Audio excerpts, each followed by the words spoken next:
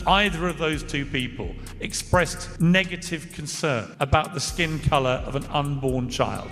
Frankly contemptible. So if I have to fall on my sword for expressing an honestly held opinion, so be it. And I understand that you don't like Meghan Markle. You've made it so clear a number of times on this programme. This whole thing didn't start quietly. It exploded. It detonated on live television in a way nobody could undo. One sentence, one refusal to believe, and suddenly the world was on fire. Complaints flooding in by the thousands, screenshots everywhere, outrage screaming across social media like a stampede. But what nobody saw at first, what stayed buried until later, was what happened behind the scenes. Not PR teams, not lawyers, not carefully worded press releases. It was personal, direct, private. And that's where this story stops being about television and starts being about power, control, and what happens when questions aren't answered, only silence. Piers Morgan said something on live TV that caused absolute chaos. We're talking thousands of complaints flooding in, people demanding he get fired, the internet losing its mind. But here's what nobody saw coming. Meghan Markle herself reached out behind the scenes personally, trying to get him removed from his job. Not through PR teams, not through official channels, directly. And Piers didn't even know about it until after he'd already left. Think about that for a second. Someone who constantly preaches about being authentic was actively working to silence someone for simply not believing her story. But here's the wild part. He's still standing completely uncanceled. And what he's been holding on to this whole time is absolutely devastating because everything he questioned, every inconsistency he pointed out, every timeline that didn't add up, none of it's been explained to this day. And when someone goes that hard to silence critics instead of just showing them they're wrong, you've got to wonder what they're really hiding. What Piers uncovered isn't just one weird detail. It's a pattern so disturbing that even her most devoted supporters started asking questions they never thought they'd ask. Before we get into this, hit that subscribe button and turn on notifications because what's coming is going to blow your mind. Bump photos that literally don't make sense. And that's the thing. The moment someone tries to erase a voice instead of disproving it, the questions don't disappear. They multiply. They get sharper, louder, more uncomfortable. And once people start looking closely, they don't stop because suddenly the conversation isn't just about what was said, it's about what doesn't line up. Real baby bump, or has she strapped it on? She's got form for strapping on baby bumps.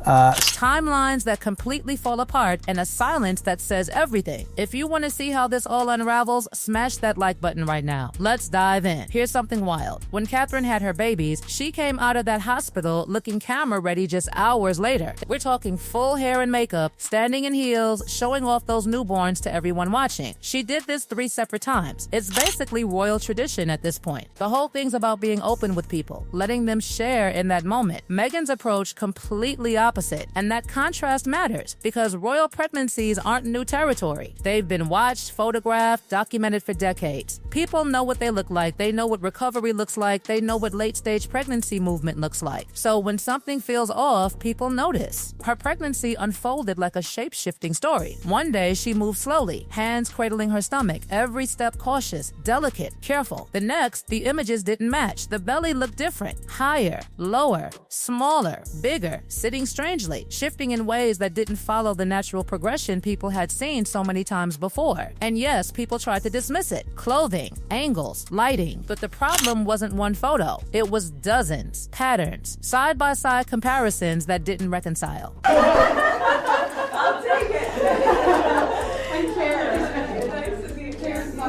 And she's flying up staircases in these crazy tall heels like nothing's slowing her down. It's like 2 completely different situations. Sure, every pregnancy is unique. Bodies change, energy levels go up and down. Nobody's denying that. But this wasn't the normal ups and downs spread across months. These were massive changes happening in just days. And once people saw it, they couldn't unsee it. Discussion boards went into forensic mode. Screenshots were aligned. Timelines were charted. Movements were compared frame by frame. And instead of clarity, the picture got murkier. Then came the scheduling whispers, internal notes, alleged calendars. And if even part of what was being discussed was accurate, it wasn't just strange, it was impossible. Appearances logged at the same time in completely different locations. Events overlapping medical appointments. No physical way to reconcile both. Pregnancy doesn't bend for image control. You can't reschedule labor like a photo shoot. Then there was the home birth narrative, the carefully curated story. Frogmore Cottage, natural, private, intimate. It fit the brand perfectly until suddenly it didn't happen. May 6th arrived. Portland Hospital. No explanation, no transition, no acknowledgement that the story had flipped overnight. And secretive around labor and birth unless you're trying to shuffle out a surrogate. People kind of expect at least a brief heads up when it does a complete 180 overnight, but that didn't happen. Nobody clarified anything. The whole home birth story just vanished like it never existed in the first place. And when one major promise disappears without explanation, it poisons everything that came before it. People rewind, they rewatch, they reassess. That's when Piers Morgan went further. According to him, multiple versions of the birth announcement were pre-written, different scripts, different timelines, ready to deploy. Not nerves, not preparedness. Production. And the silence that followed? Deafening. No denial, no clarification, no pushback.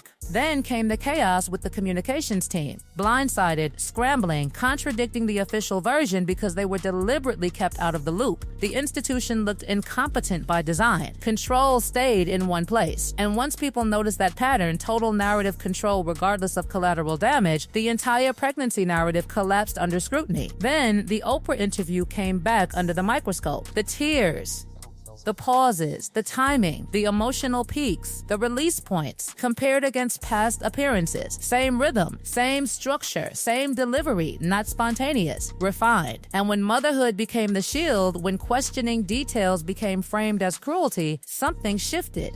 Because once people realize that pregnancy is being used as insulation from accountability, the protection stops working. Silence followed again. No rebuttals, no corrections, no explanations. And that silence spoke louder than any interview ever could. Prince Harry stayed quiet too. The man who claimed his life's mission was protecting his family from lies said nothing, not once. And in the court of public opinion, silence doesn't read as dignity. It reads as avoidance. The doubt didn't explode. It settled. It lingered.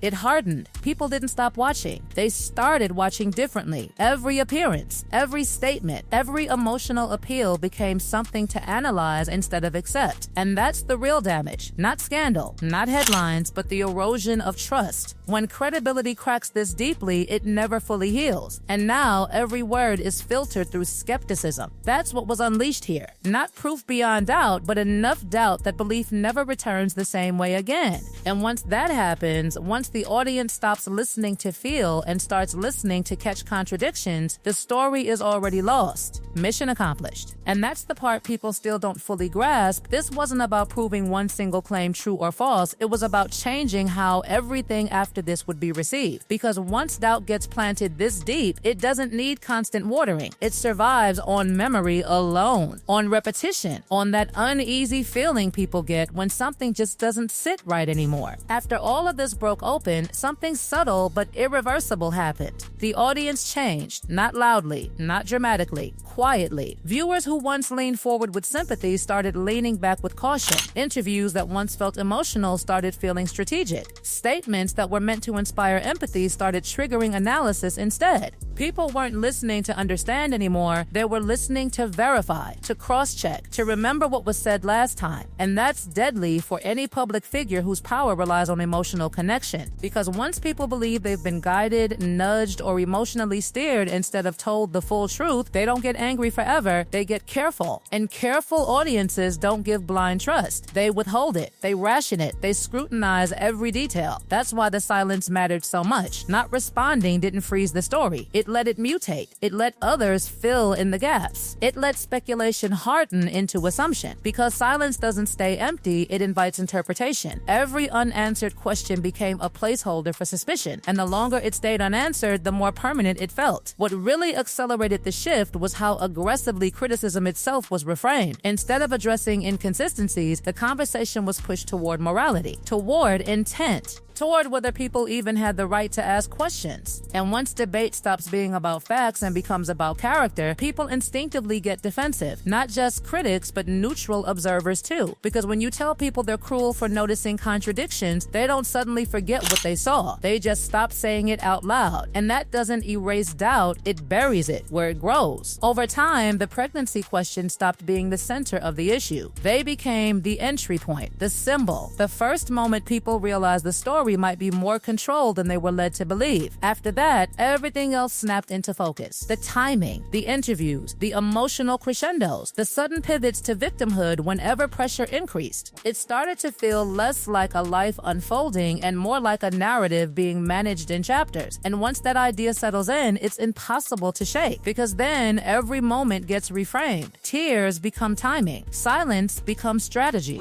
Vulnerability becomes positioning. And whether that perception is fair or not almost stops mattering, because perception is what shapes public trust. That's why even years later, this story doesn't fade. It doesn't resolve. It doesn't get closure. It just sits there unresolved, resurfacing every time a new statement is made, every time another emotional appeal is delivered, every time the same patterns seem to repeat. People don't need proof at that point. They need consistency. And once consistency is lost, belief becomes conditional. That's the fallout nobody can undo. It's not about canceling. It's not about winning arguments. It's about the audience quietly deciding to stop giving the benefit of the doubt. And once that happens, even the truth, when it's finally spoken, has to fight to be believed. That's why this still matters. Because trust isn't rebuilt with passion, it's rebuilt with transparency, with boring details, with answers that don't dodge. And those answers never came. So the questions stayed, and they still are. Stayed, and they still are. Stayed, and they still are.